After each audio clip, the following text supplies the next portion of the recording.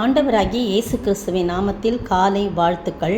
இன்றைய மன்னா, ஜாக்கிரதையுள்ளவர்களுடைய கை ஆளுகை செய்யும், சோம்பேறியோ பகுதி கட்டுவான். நீதிமொழிகள் 12:24. இந்த இடத்துல சொல்லப்பட்டிருக்கு, எந்த ஒரு மனுஷன் ஜாக்கிரதையுள்ளவனாய் தன்னுடைய கையை பயன்படுத்துகிறானோ அந்த கை பரிசுத்தமாக இருக்க வேண்டும், அந்த கை உண்மையாய் நேர்மையாய் இருக்க வேண்டும், பரிதானம் வாங்கக்கூடாது, அருவருப்பான காரியங்களை செய்யக்கூடாது, அருவருப்பானதை எழுதக்கூடாது. இப்படிலாம் ஜாக்கிரதையோடு நம்ம கை பயன்படுத்துகிறானோ அவர்கள் ஆளுகை செய்கிறவர்களாக இருப்பார்கள். லஞ்சங்கள், ஊழல்கள், இந்த மாதிரி காரியங்கள்லாம் என்ன பண்ணக்கூடாது, இந்த கையினால் செய்யக்கூடாது. ஜாக்கிரதையுள்ளவருடைய கை ஆளுகை செய். இன்றைக்கி வேணாலும் பெரிய தெல்லுமுள்ளெல்லாம் பண்ணிட்டு பெரிய பதவியிலையும் அதிகாரத்தில் இருக்கலாம். நம்ம நினைக்கலாம் உண்மையாக இருக்கிறவங்க எல்லாம் ஒன்றுமே இல்லாமல் இருக்காங்க, இப்படிப்பட்டவங்க தான் நல்ல பெரிய பதவி. இல்லை. உண்மையாகவே ஆண்டவர் பார்த்து கொண்டிருக்கிறார். ஜாக்கிரதையுடைய கையை ஆண்டவர் ஆளுகை செய்யும்படியாக மாற்றுவார். சோம்பேறியோ, குறுக்கு வழியில் வருகிறவனோ, பல அருவருப்பான காரியங்களை செய்கிறவனோ, அஜாக்கிரதையாய் தன்னுடைய கைகளினாலே காரியங்களை செய்கிறவனோ பகுதி கட்டுவான் என்று சொல்லப்படுகிறது. அவன் சாதாரண வேலையில் தான் இருப்பானே தவிர மற்றபடி அவன் ஆளுகை செய்ய முடியாது என்று சொல்லப்படுது. எனக்கு உன் கையின் சொன்ன உடனே எனக்கு யாத்திராகமத்தில் 4ஆம் அதிகாரத்தில் ஆண்டவர் சொல்கிறாரு, மோசையை அழைச்ச உடனே, மோசே நான் என்ன செய்வேன், இவ்வளோ ஜனங்களெல்லாம் நான் எப்படி வழிநடத்தலாம் கேட்கும்போது ஆண்டவர் சொல்கிறார் 4ஆம் அதிகாரம் 2ஆம் வசனத்தில், உன் கையில் இருக்கிறது என்ன என்றார், ஒரு கோல் என்றார். பார்த்தீங்களா, கையில் இருக்கிறது என்னன்னு கேட்டு, உன் கையில் இருக்கிறது என்னன்னு ஒரு கோல் அப்படின்னு சொல்கிறான். உடனே அதை தரையில் போடு அப்படின்னு சொன்னோன்னா, தரையில் போட்ட உடனே அது பாம்பாயிடுச்சு. பயந்து விலகி ஓடுறான். இல்லை நீ ஓடாத, உன் கையை நீட்டி, உன் கையை நீட்டி அதன் வாலை பிடினா, அது பிடிச்ச உடனே திரும்பவும் அது என்ன ஆயிடுச்சு, கோலாயிடுச்சு.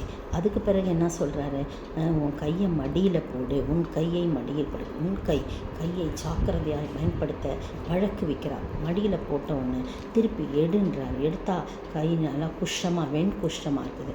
பயந்து போகிறான். அப்போ திரும்பவும் உன் கையை திரும்பவும் மடியில் போடுன்னு சொல்லி திரும்பவும் எடுக்க சொல்கிறாரு. பழைய மாதிரி ஆகிருக்கு, பழைய சிதை போல் இருக்கிறது. அப்போ இதெல்லாம் யோசிச்சுட்டு அவர் என்ன சொல்கிறாருன்னு சொன்னால், 7ஆம் வசனம் இல்லை, 17ஆம் வசனத்தில் பாருங்கள், இந்த கோலையும் உன் கையிலே பிடித்து கொண்டு போ, இதனால் நீ அடையாளங்களை செய்வாய் அப்படின்னு சொல்கிறார். பார்த்திங்களா, உன் கையில் அந்த கோலை எடுத்துகிட்டு போப்பான், நீ பெரிய அடையாளங்கள்லாம் உன்னை கொண்டு நான் செய்ய வைப்பேன். 21ஆம் வசனம் பாருங்கள், அப்பொழுது கர்த்தர் மோசையை நோக்கி, நீ எகிப்திலே திரும்பி போய் சேர்ந்த பின்பு நான் உன் கையில் அளித்திருக்கிற அற்புதங்கள் யாவையும் பார்வோனுக்கு முன்பாக செய்யும்படி எச்சரிக்கையாயிரு. ஆகிலும் நான் அவன் இருதயத்தை கடினப்படுத்துவேன், அவன் ஜனத்தை போக விடான்னு சொல்ல. உன் கையில் அந்த கோலை பிடிச்சிட்டு போ, பார்வோனுக்கு முன்னால் நிறைய அற்புதங்கள் அடையாளங்கள்லாம் செய்வேன், ஆனாலும் அவன் இருதயம் ரொம்ப கடினமாக தான் இருக்கும். ஆனால் உன்னை கொண்டு நான் நிறையா செய்வேன், நீ ஜாக்கிரதையாக இருக்கணும் அப்படின்னு சொல்லி, எச்சரிக்கையாக இருக்கணும்னு சொல்லி அந்த இடத்துல சொல்லி அனுப்புகிறார். பாருங்கள், அவன் தன் கையை ஜாக்கிரதையோடு பயன்படுத்தினபடினாலே அவ்வளோ ஜனங்களை ஆளுகை செய்யும்படியாக ஆண்டவர் பெரிய தலைவனாக ஆண்டவர் மாற்றினார் என்று பார்க்கணும். அதே நேரத்தில் பாருங்கள், இன்னொரு காரியம் கூட, அதே நேரத்தில் தவறாக பயன்படுத்தும் போது அழிவு தான். ஜாக்கிரதையோடு கையை நம்ம ஜாக்கிரதையுள்ளவர்களுடைய கை ஆளுகை செய்யும். அதுக்கு இல்லை ஆப்போசிட் என்னன்னா, அஜாக்கிரதையுள்ள கையோ அழிவை காணும் அப்படின்னு சொல்லி நான் அதை எடுத்தேன். பாருங்கள், 2 ராஜாக்களின் புத்தகத்தில் பார்த்தீங்கன்னா, அங்கே 4ஆம் அதிகாரத்தில் நாகமான் சுகம் பெறுறது, 5ஆம் அதிகாரத்தில் நாகமான் சுகம் பெறுறதை பற்றி அங்கே போடப்பட்டிருக்குது. அப்போ அவர் நிறைய எலிசாவுக்கு நிறையா இதெல்லாம் கொடுக்குறார், வெகுமதியெல்லாம், காணிக்கையெல்லாம். அப்போ அவர் சொல்கிறாரு, நான் வாங்குகிறதில்லை என்று கர்த்தருக்கு முன்பாக அவருடைய ஜீவனை கொண்டு சொல்லுகிறேன் என்றான். வாங்க வேண்டும் என்று அவனை வருத்தினாலும் அவன் தட்டுதல் பண்ணிவிட்டான். அப்படி எலிசா எதுவுமே வாங்கலை. ஆனால் அவர் திரும்பி போகும்போது கேயாசி அவனுடைய வேலைக்காரனுக்கு ஒரு ஆசை வந்திருக்கு. ஐயோ, என் ஆண்டவன் அவன் கையிலே வாங்காமல் அவனை விட்டுவிட்டார், நான் அவன் பிறகே ஓடி அவன் கையிலே ஏதாகிலும் வாங்குவேன், அவன் கையிலேருந்து என் கையில் நான் என்ன என்ன பண்ணுவேன், ஏதாகிலும் வாங்குவேன்னு சொல்லி கர்த்தருடைய ஜீவன் மேலே ஆணையிட்டு ஓடுறான், பின்தொடர்ந்து ஓடுறான். அவன் ஓடி வர்றதை பார்த்த உடனே சுக செய்தியா அப்படின்னு கேட்குறான் நாகமானே.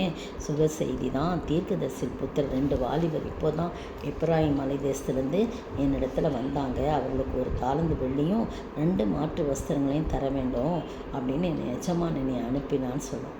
அவ்வளோ போய் பாருங்க, ஒன்று திருட்டுத்தனம் பண்ண போகிறான், அவங்கக்கிட்டேருந்து லஞ்ச லாவணியம் வாங்க போகிறான். அது மட்டும் இல்லை, பொய் வேற சொல்கிறான், எஜமான குறித்து தவறான ஒரு காரியத்தை பொய்யா சொல்கிறான்.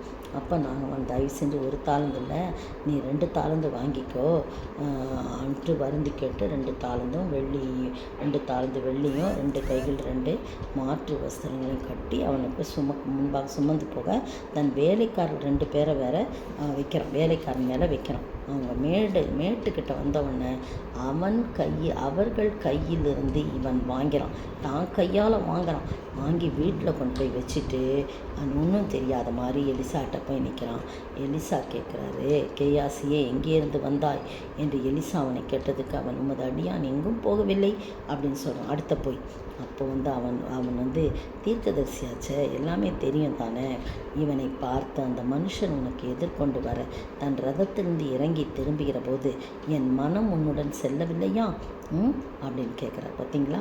அப்போ அவனுக்கு உன்னுடைய கையில் நீ வாங்கினதுனால உனக்கு அவனுடைய குஷ்டம் உனக்கு வரும் அப்படின்னு சொல்லிடுறேன். பார்த்தீங்களா? இந்த அருமையான வேளையில் ஜாக்கிரதையுடைய கை ஆளுகை செய்யும், சோம்பேறியோ பகுதி கட்டுவான். சோம்பேறியோ அஜாக்கிரதை உள்ள, நான் இப்படி எடுத்திருக்கேன், அஜாக்கிரதை உள்ளவுடைய கையோ அழிவே கொண்டு வரும். அப்படிப்பட்ட காரியங்கள் இல்லாதபடி நம்ம ஜாக்கிரதையுள்ள நம்ம கைகளை சுத்தமாய் வைத்து வாழ ஆண்டவர் நாமே கிருபை செய்வாராக.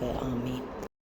உண்மை வழி நடந்திடும் உத்தமருக்கென்றும் கர்த்தர் துணை, கண்கள் அவன் மீது வைத்திடுவார், கருத்தாய் காத்திடுவார். கர்த்தரை நம்பியே ஜீவிப்போம், கவலை கஷ்டங்கள் தீந்திடும், கைவிடா காத்திடும் பரமனின் கரங்களை நாம் பற்றி கொள்வோம். ஸ்தோத்திரிக்கிற ஆண்டவரே, துதிக்கிற ராஜா, எங்களுடைய கரங்கள் சுத்தமாக இருக்கும், ஜாக்கிரதையாய் நாங்கள் அதை பயன்படுத்த வேண்டும். அப்பொழுது எங்களை ஆளுகை செய்யும்படியாக நீர் மாற்றுவீர் ஆண்டவரே. ஒரு நாளும் எங்களுடைய கரங்களை தவறான காரியத்துக்கு பயன்படுத்தாதபடி எங்கள் கரங்களை நீர் பரிசுத்தப்படுத்துங்க. உங்களுடைய கரங்களோடு இணைத்து வைக்கிற ஆண்டவரே. கர்த்தாவே, இயேசுவின் நாமத்தில் ஜெபிக்கிறேன் பிதாவே, ஆமீன்.